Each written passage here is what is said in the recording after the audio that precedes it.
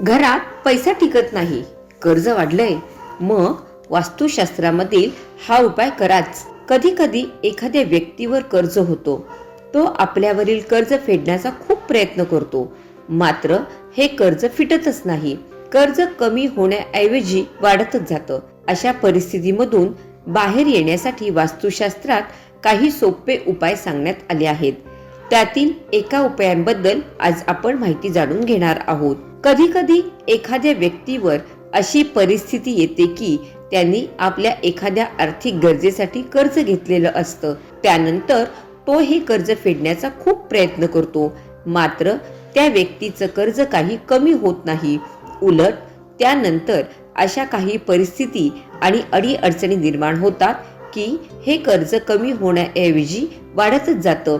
प्रत्येक व्यक्तीची अशी इच्छा असते की आपल्याला आपल्या कुटुंबाला सर्व सुखसुविधा मिळाव्यात, आनंदात आयुष्य जगता यावं आणि गाठीशी पुरेसा पैसा असावा.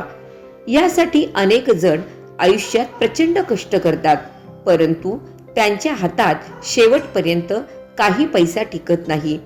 पैसा खर्च होत राहतो, त्यामुळे शेवटी काहीही उरत नाही.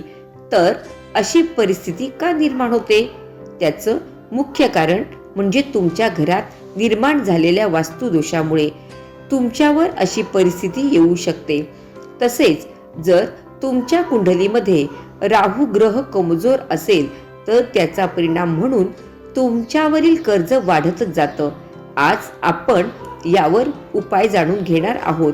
घराची पश्चिम दिशा. जर समजा तुमच्यावर खूप कर्ज झालं आहे, तुम्ही ते फेडण्याचा प्रयत्न करत आहात, परंतु ते कर्ज फिटतच नाहीये, तसेच तुम्हाला कायम आर्थिक समस्या जाणवतात, हातात पैसा टिकत नाही, अशा परिस्थितीमध्ये माणूस निराश होण्याची शक्यता असते. यासाठी वास्तुशास्त्रामध्ये एक सोपा उपाय सांगण्यात आला आहे.